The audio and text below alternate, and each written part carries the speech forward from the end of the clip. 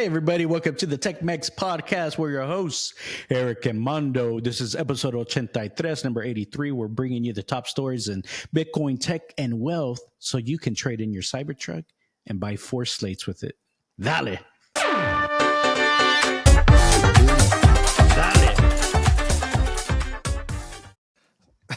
So not one, but 4. All right, what are Slates? What are we talking about here? Dude, there is this company right now. There's a bunch of stories and news about a truck that is very affordable. And you know what? I give them props. Thank you for pulling it in. And the company is called Slate. And it's like, let me tell you, it's like basic. Like, basic. I feel that, which is genius though. Let me tell you why. Because I feel that these guys, they are downgrading and literally are not going after the market like Cybertruck that it drives itself and all of that. Nope.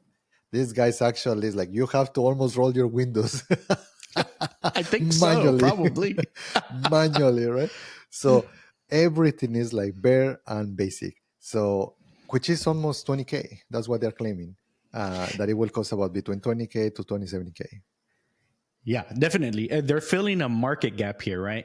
They see that, Tesla went, even though Tesla itself is very minimal, their price is not minimal. So Slate said, you know what, we've got an answer for that. 20K. I mean, we've seen the TikToks of you can order the Chinese EV vehicle, the Dodge Ram truck for $3,000. Well, it's not quite that low, but 20K is pretty affordable, I think, for a lot of people, especially if you want to get into EV. Now, you're not going to have the same performance that you might see from a Tesla truck or Cybertruck. You will not have your wheels. It probably has pretty small wheels, but here's the thing. Everything on this thing is supposed to be upgradable and like transformable. So the truck itself actually goes from a truck to an SUV. Mm-hmm. So, or it can be a flat back. So kind of more of that Wrangler style back where it's open, but it has kind of that angled back end. So that's one of the key things that these guys are doing. That's actually pretty interesting, is that you're going to be able to customize the heck out of this thing so that you can be you. I think they saw how a lot of people gravitated towards the wrapping of the Cybertruck. People like to customize it, make it their own, make it unique. Well, they just took this to the next level. So I think combining those two things, that super low price with the hyper customizability of this thing, I think it's going to be pretty good. It's not going to have the performance, so it's going to be a little slower. It's not going to do 0 to 60 in 2.5 seconds. It's going to be like 8 to 9 seconds. You probably but not everybody cares about that. You will not have to replace your tires, though. Tires will last a lot longer. Yes. I think the battery is probably only going to be like 50 kilowatt hours or something like that. But maybe quicker charger times, So you say look at the bright spots of it, but it gets a lot of people kind of into the EV space. Do you think you're going to do a 4-to-1 trade? It's like it's a extra minimalistic design. Also, you were saying about the customization. I feel that sometimes they're missing the point that certain cars you cannot customize. Try to customize a freaking Toyota, like a like a Corolla, like who cares, There are certain cars you customize a freaking Lambo, right? You customize a Cybertruck. I don't know if this one you want to wrap it. Well, apparently they said, I think it's meant to be wrapped. They said it's super easy to wrap. I don't know. It's probably a smaller truck. So it probably takes less material, maybe. I don't know. But at the launch event, they were doing live wrapping of the trucks. And, the trucks look cool like that, with different wraps. It's a different look. It's kind of very, what's that truck in that animated Pixar movie? Cars, Mater? What was it? Something like that. Kind of looks like that to me. I don't know. This is a good one, but it's like that's like the Jung one, right? The Jung truck. Let me see. The junk truck. Yeah, it's a tow mater. Yeah, tow mater. It's a rusty tow truck. It kind of gives me those vibes. What was it called? It's Tow a mater? tow mater, yes, and it's a rusty. Just Google it. It's a tow mater. Yeah, look at the teeth, man. That's what we're talking about here. With the Lightning McQueen, right? It gives off tow mater vibes, I think. You're spot on there, my friend.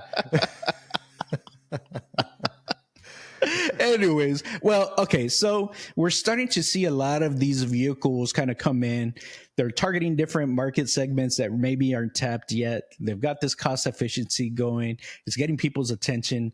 And even with the federal credit, it's going to lower it even more. So it'll be under 20K if you really do want to buy it. But honestly, I saw this other one. I'm like, okay, this is not bad. When I first heard that Tesla's were going to come out with a truck, I thought it was going to be something like this. Actually, this is what I was envisioning. Not quite the geometric one that we that we have right now. Though I love my truck, but I thought it was going to be something kind of more along this line. What do you think about this one? I still like my triangular Cybertruck, man. I feel that is like I told you before. It's so ugly that I like it. You're and right. It's not necessarily ugly. It's just different, right? This one, it feels like a maybe like a half breed Homer with a Cybertruck had a baby, a one night stand, and it just a Chinese truck, right? So yeah. Also, tires are too big for my taste. It's cool. Yeah. Don't get me wrong. It's cool, but I probably will still. If you put the two side by side, I'll probably still go with the Cybertruck. Yeah. Well, I think it's kind of interesting with China kind of going with, by the way, yeah, I think this is China. JC GAC. I don't even know what. They're trying to compete, right? Mm-hmm. I think it's got a pretty good look. It does look kind of a fun, futuristic, kind of maybe this off-road look. Some people may not like the wheels; they're kind of big. But when companies come out with concept vehicles, they always have kind of this big wheel look. But I think it's kind of interesting to see that. There's going to start being a lot more variations. Not that the Tesla Cybertruck has kind of proven the market in a way, even though I think right now maybe the cells are kind of having trouble, but I think has more to do with some of the politics and some of the optics of the company. You I think know, there's there are a couple companies that that gap between a truck and a Jeep. If you notice, there is also the Land Rover fucked it up big time. They just went into almost like a minivan. Like, who cares about a minivan? Nobody wants a minivan. But I feel that that's kind of the market between you want something that is off-road, something that is allowing you to do truck things, right? yeah. But also the flexibility to make it look cool. I think that's the key is you're trying to make it look cool, and that's what this GAC company ended up doing. Whereas Slate seems to be kind of maybe targeting more of the cheaper cheaper interior. I don't know how else you want to Economic. say it, but economic. I think GAC may go the other way and maybe do more of the luxury interior. So, like you mentioned before, sometimes you do miss kind of that luxury feel of your Mercedes or a BMW, stuff like that. Maybe that's what they're going to target. As we know, Tesla's, they are minimalist on the inside, even though it's very high tech. The inside, there's not much to it. So I think those are a couple of different markets that, we're starting to see here. Yeah, I think that going back to a little bit to the Slate, they only offer like 150 miles range. And also it will not last their battery, right? So that's maybe some amount of money there that they might save when they're doing the EV. So you're going to have to be around town. You won't be able to go that far, I guess. So That's a good point. it's a tough one. That one is a tough one. But I think Slate is, same thing, just like Cybertruck. They're offering like an extended battery type thing option. So it might give you an extra, I don't know, 30, 40 miles. I don't know how big of a battery they want to tag onto there, but they're giving people flexibility. So you might only drive 20 miles a day. So 100-mile range is more than enough, right? Yeah. But speaking of range, Shaq, Shaq sold 2 out of his 3 Cybertrucks. And you know So he what? had 3 He Cybertrucks. had 3. He loved the truck. I mean, let's not get this kind of mixed up. He loved the truck. His reason, he said, is because of range. So range does actually matter. He ended up buying a Cadillac EV, I think, which supposedly has a little bit longer range. Okay. For his specific purposes, the range was just short, just shy. So it was always giving him that range anxiety, for his particular trips that he would always make.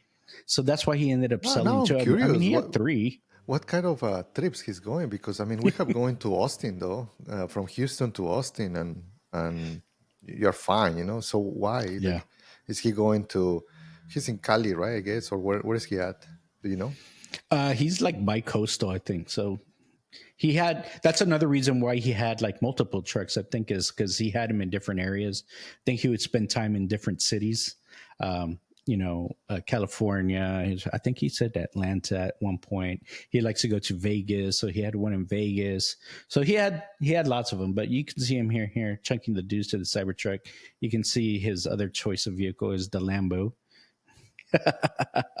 Not bad choice, Shaq. He's got good taste, I guess. This is one of my favorite ones. He likes to customize them also, right? That thing is neat, looks yeah. Shaq Diesel. Shaq Diesel. But it's pretty interesting. So range does make a big difference. For us, it works out. A lot of the big cities here around us in Houston, San Antonio, Austin, Dallas, you can get to lots of different areas pretty easily with the range that the Cybertruck does have. So it works out for us. I just made a trip to Austin last week also. Super easy. The truck drives itself. Makes it and the thing is, that's one sticky thing. Like, man, that FSD, full self-driving, even though it's not at 100% right now, it really makes road trips so much more relaxing, so much easier. You don't have to worry about too much, and it just goes, I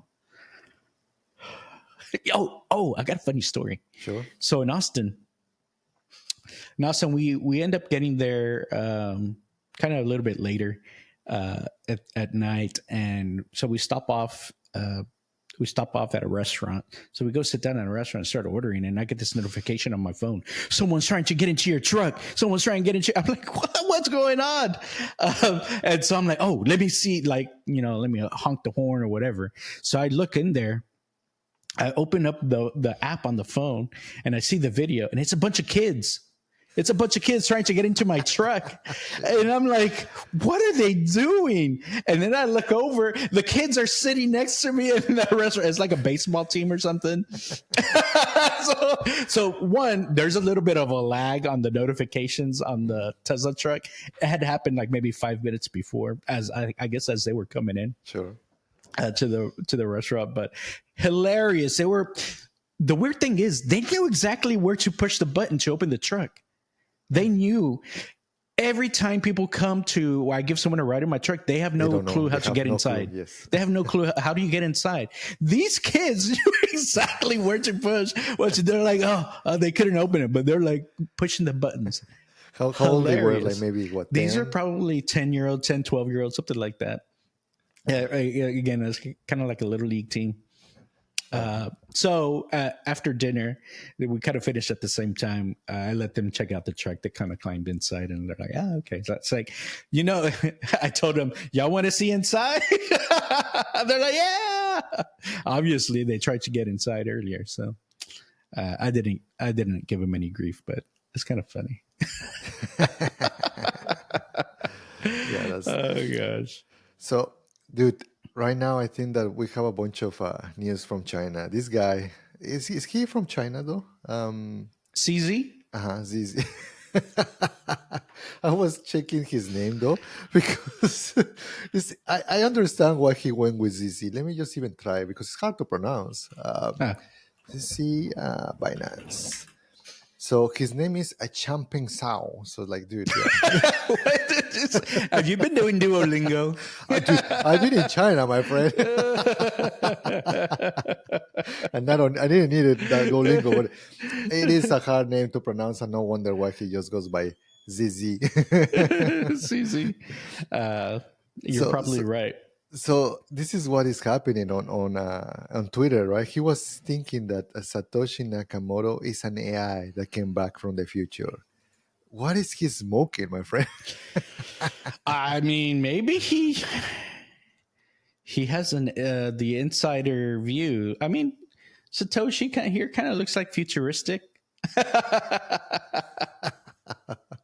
Oh man, it's like it turned into a cult, and now it's like, I don't know what is this, man. It's like a conspiracy, aliens theory, you know? Well, we've mentioned before, right? We think that some people, and I even saw some other folks say the government already knows who Satoshi Nakamoto is. People know because they were able to trace back through different exchanges. There's a Canadian exchange that sent money over to one of the American exchanges or whatever. Maybe being at Binance, CZ also had access to the information, but CZ, being a true Bitcoin maxi, says Satoshi, that's an AI from the future that came back in time to invent it. I think he's probably right. I don't know. What do you think? I still think that is one of the people that died, though, because just to remain anonymous and not move any coin. Doesn't matter if you have to be Jesus, like in order to be like not tempted to to freaking like move that amount, right? So yeah, I think that is it. Yeah. I mean, obviously, maybe CZ really does think this, but I think it was more of a joke. But it's kind of this ongoing theme with Bitcoin. Like Nakamoto will just never know who this person or group of people is or were. It's part of the legend of Bitcoin. So I think it's pretty interesting. But the more of these crazy rumors go out there, I think the more people are going to want to really find out. They're like, I want to be the one to find out who Satoshi Nakamoto is. So I don't know. You never know. I don't think that matters, though. I think that the only thing that matters is that this person doesn't like divulge the freaking key or anything like that, right? Because that would be insane, right? Like this guy just published it or group published the freaking key, like boom, 1 trillion of That just poof. that would not be good. But either way, CZ's giving us stuff to talk about here on the podcast, keeping things interesting.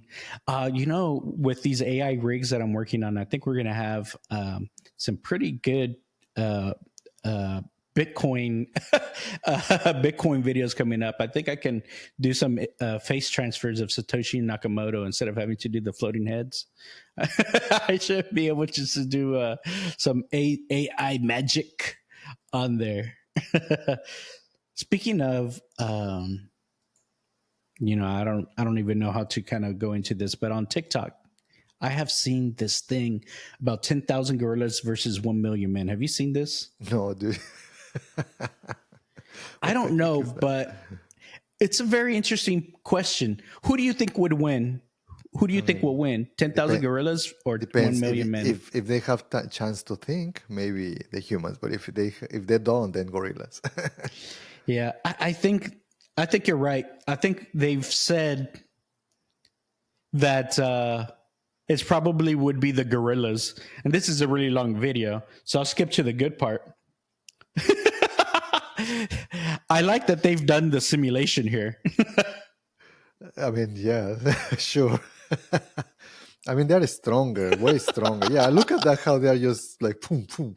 Yeah. What the heck, man? Look at how the body's flying. Oh, either way, I'll show you. I'll skip here to the end. You could see they're getting like this. That the gorillas are decimating the humans. Big time. Yeah, that was not surprise to me. So why you're bringing this up? Okay, I just stopped the sound on that. Either way, I just thought it was really, really interesting. It was kind of a little thought provoking. I'm like, what would make it so that humans could win, though? Obviously, the use of tools, weapons, things like that. Then I saw there's a boxer. There's a boxer that says, he could beat a gorilla one-on-one. Do you think that's possible? I really don't think so. I think that maybe a baby gorilla. It's like a full-grown gray bag gorilla. No chance, man. It's like I don't think so. They just have their muscle mass, their skeleton is just, yeah. You're talking that these guys can lift. They're almost 1,000 pounds, some shit like that. And yeah, who is that person that is claiming that? I don't know. I saw it on TikTok. Obviously, this guy has not been to a zoo recently to really realize that there's no chance there. But this video was from Epic Wars. I think it was kind of funny. And then of course, once you click on something on TikTok, you just keep getting it over and over again. So, but I think this settles it. I think that's right. At the end of the simulation here, it did show that I think only like 5 gorillas died and then but 10,000 humans died. That's kind of like, well, yeah, I guess that kind of makes sense. It's like, dude, they have so much time pre-planning their hands, man. It's like, what the heck? So now that you're talking about Satoshi, though, it reminded me the story that my kids were telling me about this guy. Do you remember? Probably you were born and raised here in America. So let me just put this. Do you know this guy? Do you remember your classes? Oh, Johnny Appleseed? Yes. So maybe for the audience, I didn't know about this story, but I know that here in America, when they are studying history, they usually talk about Johnny Appleseed, which he was born in 1700s. He basically is the American pioneers, and this guy was planting literally apples seeds across the whole row, right? So in that way, people can get some food. I think that this guy, basically now our new Apple seed of this time is Satoshi. He just left a trail, like just for the humanity, right? To just have this economy. But yeah, it reminded me the new Johnny seed is Satoshi.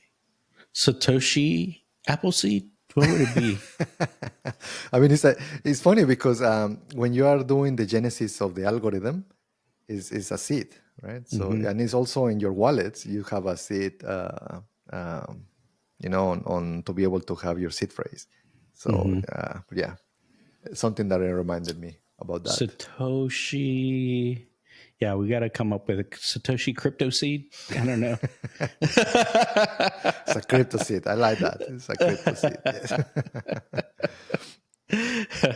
That was kind of funny. Well, speaking of not dying, gorillas versus I saw this from Bryan Johnson. He's always coming up with different things, and he's talking about what are the things that we can do to not die, right? Well, recently I saw something about him talking about using this device to slow down his vagus nerve. Have you heard about this? Oh, tell me more. I know that some people, once that they get their vagus nerve like contracted, sometimes they actually faint. Yeah. Yeah. So basically, what he's saying is that if you are, I guess if you can use this device to manually slow down your vagus nerve. I guess it sends impulses or stimulation of some sort to lower the rhythm of your vagus nerve. So, have you heard of HRV? So yes, but let me understand this. Are you saying that if this device tickles, it tickles your vagus it tickles nerve? you just right? It calms you down. I'll let you test it out, my friend. Ramirez, you're gonna have to take one for I the don't know Tech-Mex what you're podcast. trying to attach it to, but he attached it to his ear. Okay, and to the little nub here. I think that's where he attached it to. So, All right. So in any case, HRV is measuring basically like your stress state, and the higher HRV number is good. the lower HRV number is worse. Basically, HRV says your body should be able to react to the inputs of the stimuli. So you should have heart. HRV is heart rate variability. So your body should respond accordingly. If it's not responding accordingly, then there's something wrong. So higher HRV is typically better. Well, this vagus nerve is able to, I guess, make it so that your body calms down, your nervous system becomes more calm, and your HRV improves with this thing. So I'm kind of interested in this. I've got a Ringcon smart ring, and it does measure your HRV. I think the Apple Watch does something similar, and the other smart rings also do the same thing. I've noticed that I have a pretty good HRV score. Pretty calm most of the time, except for when I'm doing the podcast. Yeah, a little bit hyped up here, talking about gorillas versus humans. You never know. All your yerba mate. I have, I ran out. I haven't refilled. I probably need some more. I've been doing more green tea lately. Green tea, huh? I am curious though, because I feel that there is something there with the different length on the waves, even for the brain. There is one of these things. I mentioned it to you maybe a few weeks back, that there is these tapes from the CIA. Yes, the government actually spend money to test these things, and basically there is these tapes that they were testing it to see if you can have some psychic abilities, even to have maybe some prophecies, some visions, things like that. Anyways, I started digging into that because there's technology there, though. Basically, and it kind of makes sense, some of them, because there is these sounds that your brain, from one ear, you can start listening this wave. And if you put in the other side of the ear, and basically the vibration, your brain is trying to train itself to map or match the sounds. Just by doing that, you are exercising your brain. And it doesn't surprise me, like some ways to, I guess, to tickle your vagus nerve. Tickle your nerve. Because I think that at the end of the day is the breathing. That nerves kind of helps you to breathe, and kind of a bunch of different things internally. But it allows you to, I guess in this case, to calm you down with the heart, because usually that's the reason why they ask you to start breathing, right? When you are in pain or when you're trying to meditate, to regulate your heartbeat. So in that way, I can see that device to be able to do that. So definitely. You'll test it out and let us know. Yeah, we'll see. So I don't know. I may just do the box breathing technique. That might be a little bit less intrusive, but it's a good way to really get into kind of that meditative type state to calm you down, so that you can get longevity. And that's why Bryan Johnson's doing it. He's saying if you get a good HRV score, again, higher HRV is better, that you will eventually live longer for that. So that's pretty good. Dude, however, I remember one that you're saying that. I remember, have you heard about the burning monk? Tell me about it. Tell me more. Tell me more. There is let me just share my screen here. It's just insane that talking about meditation and about controlling in the 60s, in the 1960s, there was this guy. There was a monk. This monk was protesting because they were going after the Buddhist. So this guy just protested and just literally burned himself, right? And so meditation didn't work for his longevity. No, look, actually the opposite. Like, well,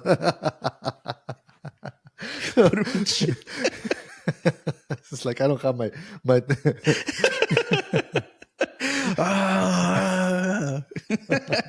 no, your sound effects. My sound effects is like, man. Anyways, I feel that well, in this case, the government wanted to understand. Do you remember DARPA?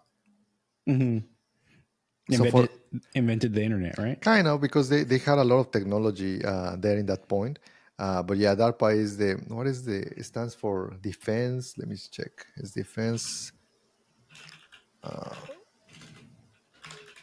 So the full name is Defense Advanced Research projects agency, and I guess they just focus on developing different technologies.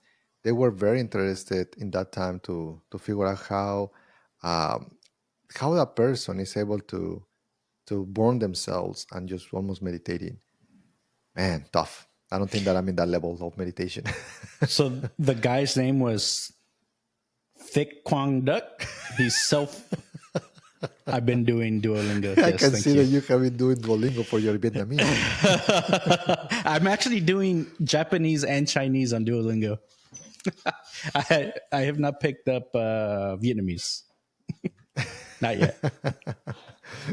Man, we at this rate, it's like we're gonna have to learn it. But anyways, continue. Oh well, so this I saw when we were reading about this. I looked up what this was called, and they call it self-immolation. I guess immolation is a fancy word for burning your ass. I don't No, know. when I hear that word, it's basically self-hurting. That's how I will translate. Oh, okay. No, now you're gonna make me like freaking Google it. Let me see what that Yeah, means. I don't quite know, but I saw it. That's what I guess they called it here. But Oh no! Actually, you're right. It's literally set yourself on fire. Set on fire. this monk is on fire. Poor guy. Well, no, he did it to himself, but it was an activism, right? Because he was trying to call, I guess, attention to his cause, which was, I guess, the murder of a bunch of Buddhist monks. And so there's actually a paper on this. So if you're interested in reading about it, there's actually on ResearchGate, you can see the story here about the guy's name was, again, Thich Quang Duc, and he self-immolated. This was like, if you think about it, he's kind of an influencer, right? Social media influencer. Like, are you planning to immolate yourself? No self-immolation gonna happen over here, man. The Tech-Mex Podcast. I'll do some self-deprecation, but not self-immolation. That's okay. You do you, my friend. Yeah. Well, pretty interesting here. But so you said DARPA was studying this guy to see how he was able to do this? Well, not this guy. It's basically the Buddhism. Like what is doing? Mm-hmm. Yeah, what is doing to the mind that is allowing to be calm even in this amount of pain, right? So. Yeah. They're like, let's train our soldiers to do that shit, man. Just send them out there. They'll be all good. Who knows? So maybe they just have the view. You see, if this guy can do it, you guys can do it. You can do it too. Oh, crap, man. Like, oh, man. Yeah. And then they invented cocaine or something. And they're like, they get shot and it doesn't even do anything to them, right? There was a lot of, dude. I mean, we can just go into a rabbit hole in that one. That's the reason why they think that maybe the Nazis and Hitler was on cocaine. Oh, really? Yeah, they literally, because there were certain signs when he was like moving his hands, and then suddenly all his mind was not there. They don't know if it was Parkinson or the actually super abuse of cocaine. So yes, so believe it or not, sometimes it's used on wars, and yeah, they strongly believe that Hitler was on freaking cocaine. That's very interesting. I don't know how we just went from freaking Buddhist burning monks. We're talking about all kinds of stuff today. I'll tell you what. Well, okay. Well, let's move on from the burning Buddha to some old ass whales. What about that? So tell me more. So tell me, what is it? Okay. So some researchers and traditional Inupiat whalers found at least 3 bowhead whales that were alive before 1850. I did see this in my feed though. They're claiming that these whales are older than Moby Dick. That's an old Moby Dick? Yes. The Moby Dick book was written 1800s, if I remember. Okay. let me see, 1851. That was the publication of Moby Dick. I don't see the harpoons. Is this a live picture? Is it a live feed? Is this real life? It's AI generated. Fake news. Oh, this is Moby Dick, huh?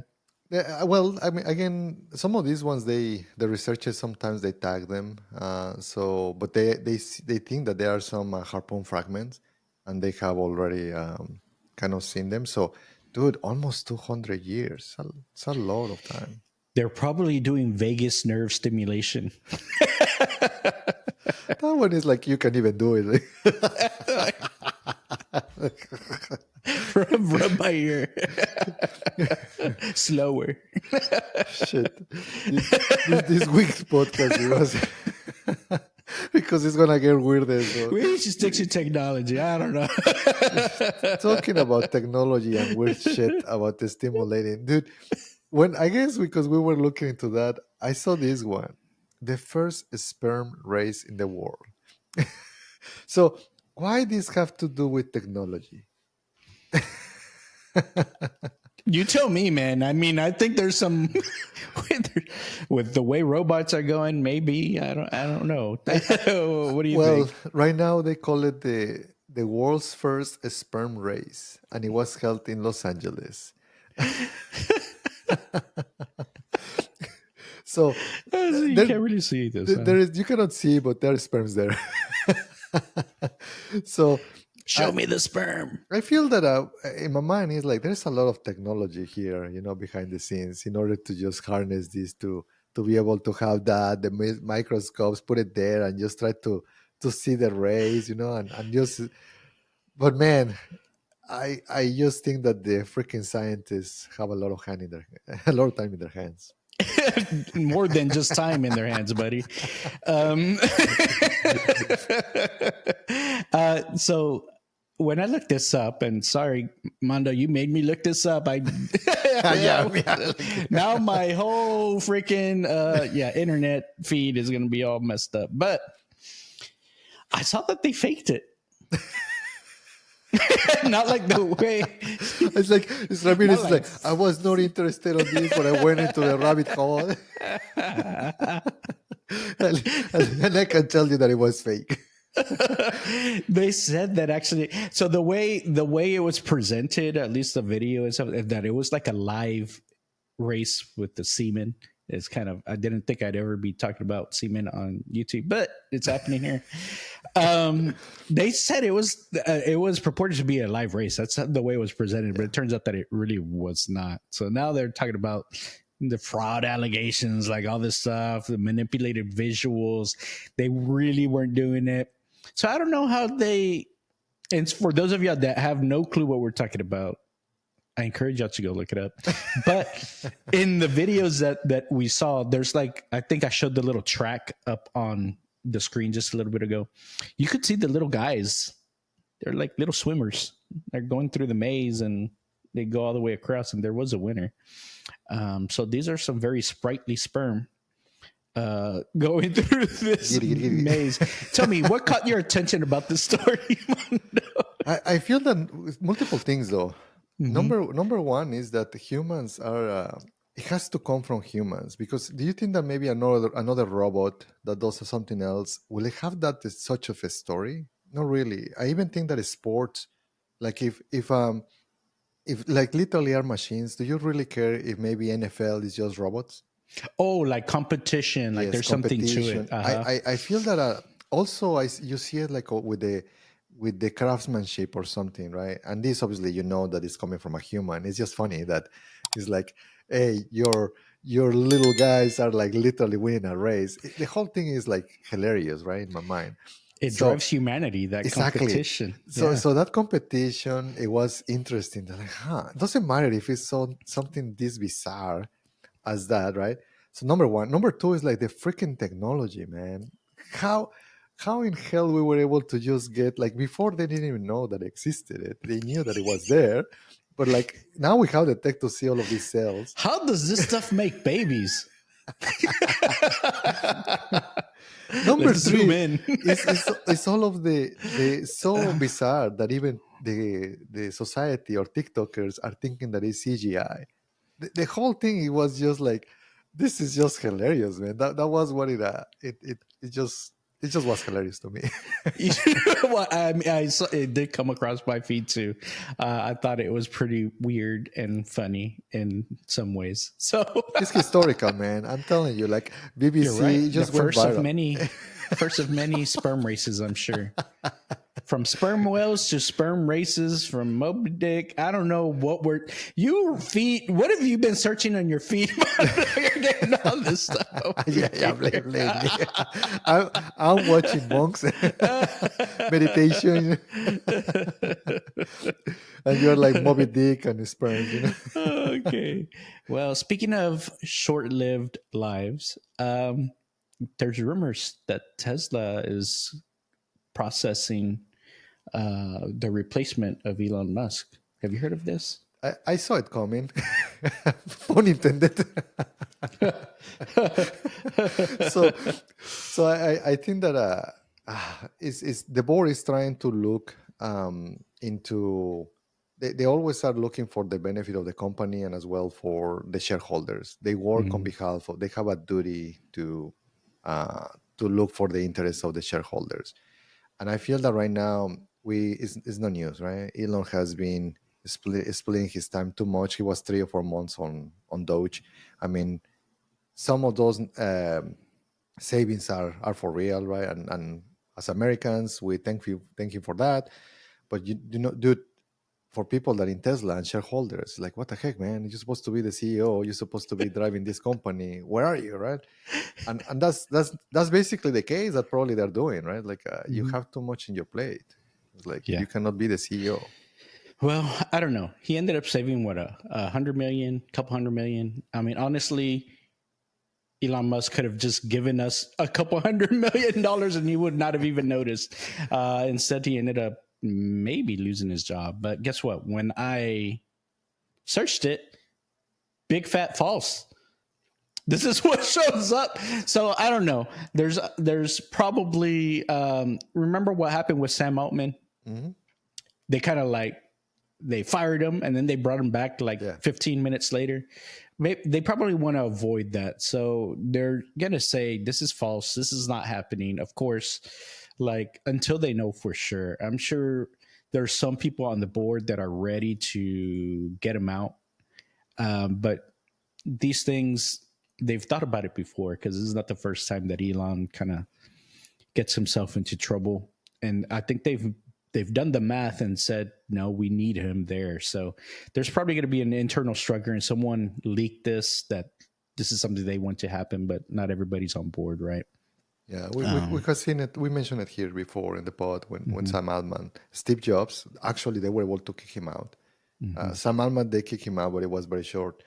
I feel that, as you say, this one they are thinking is because, man, Elon is like Tesla, SpaceX, you know, it's tough. And I was looking, he only owns about 12% on Tesla stock. So, but again, it's a big shareholder, right? So yeah, I'm sure he's makes the a difference. Like, who else do you know from Tesla that you just can call a number for an executive that you can say, hey, yeah, Karpathy, isn't he? But I think he's gone too, right? So I mean, I'm not saying that when he just passed away or whatever, the company will die, because it doesn't, right? Usually, like even Jeff Bezos, it just changes the momentum of the company, the direction of the company, what's important to the company. I want my full self-driving. That's all I know. So I say keep him on until at least he finishes that shit. Yes. And I'm ready for some robots. So if those robots are coming out of Tesla, freaking he needs to stay on there too. So I don't know. Totally agree. Full self-driving and robots, and then you can kick him out. The GTFO. But you know what? The stock price it's holding up all right. I mean, it made its big move down, but it's holding up like Bitcoin. Yeah, it's been holding up all right. So, you know, things aren't that bad. I guess. Mm-hmm. I don't know. Well, we covered a lot of ground today. What do you think, Mando? I think that we have a good one. This one was a weird one, but if you like the content today, be sure to like, subscribe, comment, Let us know if you'd win that sperm contest. Send emails to Ramirez. He's very interested.